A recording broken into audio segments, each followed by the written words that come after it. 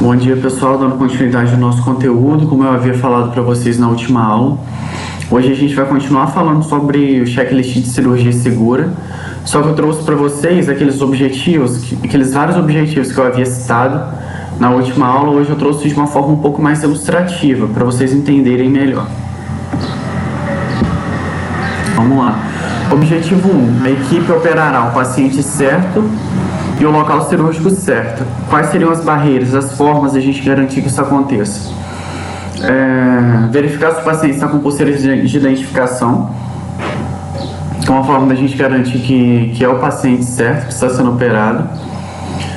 E confirmar dois identificadores do paciente, como por exemplo, o nome da mãe e o nome do paciente, ou o nome do paciente e a data de nascimento, que seriam outras maneiras da gente garantir que é o paciente certo, porque pode acontecer de haver dois pacientes com o mesmo nome e sobrenome. É uma coisa que é difícil de acontecer? É difícil, mas que pode acontecer.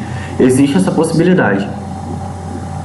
É importante também a gente conhecer o histórico do paciente, história clínica e antecedentes, porque o histórico de cada paciente vai ser diferente, né? Cada paciente vai ter sua particularidade. Então, é importante que a gente conheça essa história clínica do paciente, os seus antecedentes, como uma maneira de confirmar que é o paciente certo também. Deve haver o termo de consentimento informado, que é um termo onde o paciente... É um termo de consentimento, né, onde é explicado para o paciente todo o procedimento que vai ser realizado, onde ele assina estando ciente sobre o tipo de procedimento, sobre as coisas que serão realizadas com ele. A equipe operará o paciente certo e o local cirúrgico certo. Então eu falei da parte de forma de confirmação, né, do paciente certo, e agora vou falar um pouquinho da parte de identificação do local cirúrgico certo, onde ocorre a demarcação do sítio cirúrgico com a participação do paciente.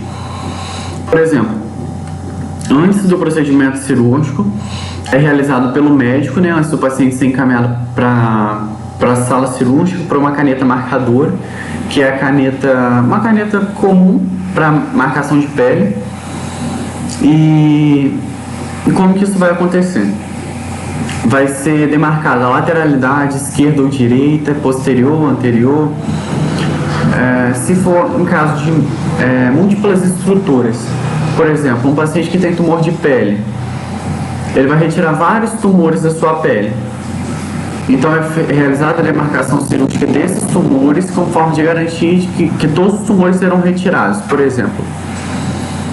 E é basicamente isso, é a parte de confirmação do local cirúrgico, onde deve acontecer com o paciente, certo? Então a gente verificará se é o pé esquerdo, o pé direito, braço esquerdo, braço direito.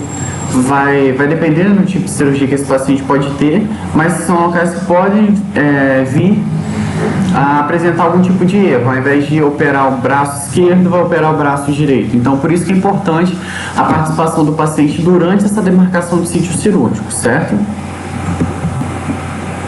A equipe utilizará métodos conhecidos para impedir danos na administração de anestésicos enquanto protege o paciente da dor. É importante que haja uma avaliação pré-anestésica desse paciente, ou seja, que ele vá ao hospital alguns dias antes da sua cirurgia para estar realizando uma avaliação pré-operatória, onde o anestesista ele pode solicitar que esse paciente vá com alguns exames no dia da cirurgia, onde o anestesista vai fazer uma anamnese, um exame físico desse paciente para conhecer todas as suas particularidades, os possíveis riscos que esse paciente pode apresentar durante o processo anestésico. É importante que esteja identificada todas as seringas com medicações. Por exemplo, foram preparadas 5 seringas com medicações diferentes que serão utilizadas no processo anestésico. É importante que todas as seringas estejam identificadas, pessoal, para evitar que seja confundida uma medicação com a outra, ou seja, que seja administrada uma dose maior de uma medicação e menor de outra. Então é muito importante que sejam identificadas todas as medicações que vão ser infundidas nesse paciente durante o processo anestésico. Objetivo 3. A equipe reconhecerá e estará efetivamente preparada para a perda de via aérea ou função respiratória que ameace a vida. Ou seja, se esse paciente, lá na anamnese, o anestesista identificou que ele pode apresentar algum tipo de complicação relacionada à sua via aérea, perda de via aérea, por exemplo. Esse paciente ele vai perder a capacidade de respirar sozinho. Ele vai necessitar de auxílio para respirar durante o processo cirúrgico. Então é aberto, né, um protocolo de via aérea difícil, deixado na sala. Os materiais que serão utilizados em caso haja essa complicação relacionada a vias aéreas, certo? Objetivo 4. A equipe reconhecerá e estará efetivamente preparada para o risco de grandes perdas sanguíneas. O que seria isso, pessoal? A equipe estaria preparada já sabendo o porte cirúrgico que vai ser, como, por exemplo, uma cirurgia cardíaca. É uma cirurgia de grande porte, de grande potencial para perda de sangue. Ou seja, esse paciente só vai poder entrar ao centro cirúrgico para iniciar o processo cirúrgico após a confirmação da presença de hemoderivados. Se tem sangue disponível para esse paciente no banco de sangue, caso venha precisar, certo? Por mais que não precise, é necessário que tenha esse sangue disponível para esse paciente para alguma eventualidade. Aqui também é muito importante conhecer os antecedentes do paciente que foram identificados lá na consulta pré-anestésica com anestesista, que foram confirmados quando o paciente deu entrada ao centro cirúrgico. Por exemplo, se ele apresenta algum tipo de doença, de disfunção na parte de coagulação, é importante também a parte de monitorização intraoperatória do hematócrito. O que seria isso? Seria exames, né, que são colhidos ao longo da cirurgia para monitorizar quanto que está a porcentagem de hematócrito no sangue, que são os glóbulos vermelhos.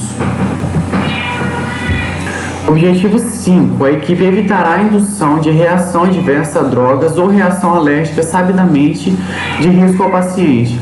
Ou seja, é muito importante também que isso seja identificado lá na avaliação do paciente, confirmado também quando o paciente dá entrada ao centro cirúrgico, e é importante que seja sinalizado de alguma forma na sala cirúrgica o tipo de alergia que esse paciente apresenta, certo?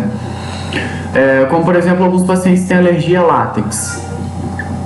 Como que isso aconteceria? Então não poderia ser utilizadas luvas de látex, seringas com a presença de látex, equipos, polifix. Então tudo que tiver a presença de látex deveria ser retirado da sala. Nem retirado, pessoal, deveria não ser levado à sala, pois o material deveria estar todo disponível dentro da sala cirúrgica antes do paciente entrar dentro da sala cirúrgica. Objetivo 6. A equipe usará de maneira sistemática métodos conhecidos para minimizar o risco de infecção do sítio cirúrgico. Ou seja, quais seriam esses métodos conhecidos? A lavagem das mãos, né, a degermação cirúrgica, o uso apropriado e sensato de antimicrobianos, a tricotomia, que é a retirada dos pelos do local de incisão cirúrgica, a normotermia, pessoal, que seria manter a temperatura ideal do corpo desse paciente durante o processo cirúrgico, porque o paciente ele fica completamente exposto, completamente sem roupas, geralmente numa sala cirúrgica com a presença de ar-condicionado. Isso faz com que haja a perda de temperatura corporal. Então é importante que a gente tente manter essa temperatura, controlar a perda de temperatura corporal do paciente durante o processo cirúrgico. Manter também o controle de glicemia, que seria os índices, né, de glicose, de açúcar do sangue, dizendo assim de forma mais grosseira. Preparação antisséptica da pele, pessoal, que é realizar a antisepsia, que a gente realizou a lavagem das mãos, né, a degermação das nossas mãos antes de entrar para o procedimento cirúrgico, e agora a gente vai estar degermando a pele, realizando a antisepsia da pele, no local onde vai ser realizada a cirurgia. É realmente lavando mesmo a pele, com soluções degermantes e soluções alcoólicas. E a limpeza, desinfecção e esterilização do material, do instrumental cirúrgico, ou seja, eu devo confirmar Porque todo material que vai ser utilizado durante o processo cirúrgico ele está estéril. E isso é feito através de mediadores químicos, que eu vou estar mostrando para vocês em aulas mais para frente, certo? Objetivo 7. A equipe impedirá a retenção inadvertida de compressas ou instrumentais na ferida cirúrgica, ou seja, a contagem do instrumental cirúrgico, de compressas, gases, agulhas e qualquer outro tipo de material utilizado é muito importante que seja realizada essa contagem antes do procedimento e seja realizada essa contagem antes que seja fechada a cavidade, né, do paciente. Por exemplo, o paciente está com a cavidade abdominal aberta. De uma caixa de instrumentais com a presença de 50 instrumentais, eu necessitei apenas de colocar 20 instrumentais na minha mesa cirúrgica. Então é importante que eu realize essa contagem para conferir se realmente eu tenho 20 instrumentais na minha mesa cirúrgica quando começa a fechar a cavidade abdominal do paciente, certo? E isso não só os instrumentais, só compressas, gases, agulhas, tudo que vai ser utilizado deve ser conferido antes de realizar o fechamento, a sutura da cavidade do paciente, do local onde está sendo operado. Objetivo 8. A equipe manterá seguros e identificará precisamente todos os espécimes cirúrgicos, ou seja, deve haver um controle rigoroso, pessoal, é registro de amostra de peças que são encaminhadas para exame, para biópsia, certo? É muito importante que seja muito bem controlado e identificado todas essas peças, pois, igual eu havia falado para vocês, por exemplo, se é retirado uma vesícula, um apêndice, para ser encaminhado para biópsia, e essa peça se perde, não tem como a gente retirar de novo uma amostra desse material para encaminhar para biópsia, porque uma vez que a gente perdeu, acabou, porque a gente só tem uma vesícula, a gente só tem um apêndice. Então é importante que seja muito bem identificado e controlado o fluxo de saída, né, desses materiais, tanto da sala cirúrgica quanto para o laboratório onde vai ser encaminhado. Objetivo 9. A equipe se comunicará efetivamente e trocará informações críticas para a condução segura da operação. Ou seja, a qualidade de trabalho da equipe depende da sua cultura e dos seus padrões de comunicação, bem como das habilidades médicas e da consciência dos membros da equipe sobre os riscos envolvidos. Ou seja, é muito importante que haja uma comunicação entre os pacientes, entre os funcionários durante o processo cirúrgico, para que não haja nada subentendido ou alguma informação distorcida que pode vir a confundir o médico, que possa vir a confundir o anestesista. A gente deve ter certeza de tudo que a gente está falando. Em caso de dúvida, a gente deve procurar confirmar as informações antes de passá-las à frente, certo? Como, por exemplo, o anestesista pede para alguém da equipe verificar se tem reserva de sangue para esse paciente. A pessoa, sem verificar, fala que acha que tem, ou confirma que tem. Mas nesses casos a gente não pode achar nada, a gente tem que ter certeza de tudo. E se eu não entendi algo que foi falado, a gente deve perguntar para confirmar e ter certeza de que você está realizando o que realmente foi pedido, certo? Objetivo 10. Os hospitais e os sistemas de saúde pública estabelecerão vigilância de rotina sobre a capacidade, volume e resultados cirúrgicos. O que seria isso? A mensuração da assistência cirúrgica, que seriam indicadores que são gerados. São dados que são gerados. Por exemplo, no mês de agosto eu tive um total de 100 cirurgias e dessas 100 cirurgias eu tive 50 complicações cirúrgicas. Ou seja, serão dados que são colhidos, pessoal, para buscar, né, a melhoria, para tratar problemas, pontos que ainda estão apresentando falhas. É muito importante que a gente conheça também o número de cirurgias realizadas por sala de operação, o número de mortes nas primeiras 24 horas após a cirurgia, número de mortes de pacientes internados após 7 dias da cirurgia, ou seja, todos esses seriam pontos onde nós poderíamos gerar indicadores, o que nos possibilitaria a melhoria, né, do processo cirúrgico em si. Esse daqui é um exemplo de checklist diferente do que eu havia mostrado para vocês, um pouco mais adaptado para a realidade do hospital. Nesse aqui a gente pode perceber que grande parte das informações que havia no que eu mostrei anteriormente, na outra aula, estão aqui, só que aqui a gente tem um acréscimo da parte de contagem de instrumental cirúrgico, certo? E a contagem de compressa, que é o que facilita facilita esse processo e que garante mais segurança ao processo cirúrgico. 88% dos casos de erro na cirurgias erradas, pacientes errados, não tiveram seu checklist de cirurgia segura preenchido. Ou seja, é um percentual muito grande de erros cirúrgicos que acontecem simplesmente porque o checklist de cirurgia segura não foi preenchido ou foi preenchido de forma inadequada, de forma falha. Qual é o objetivo da OMS, a Organização Mundial da Saúde, e os hospitais em praticar o checklist de cirurgia segura? Pessoal, é simplesmente elevar o padrão de qualidade na assistência ao paciente e o deixar livre de danos, certo?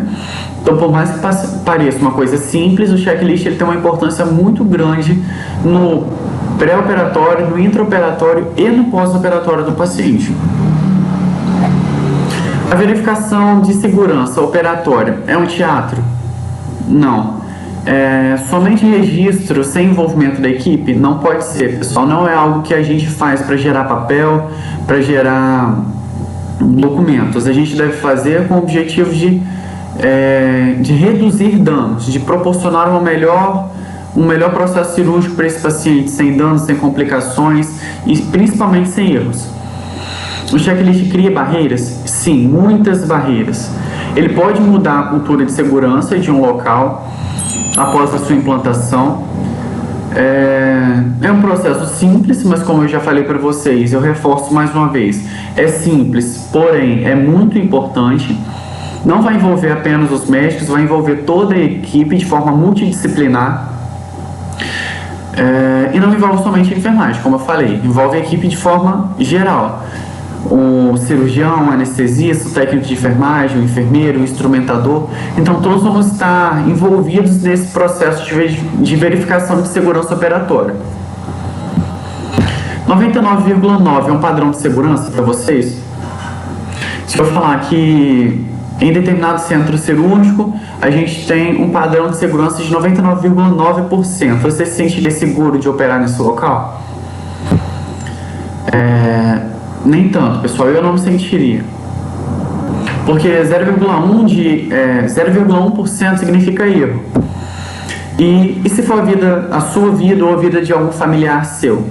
E esse seu familiar se encaixar exatamente dentro desse 0,1%?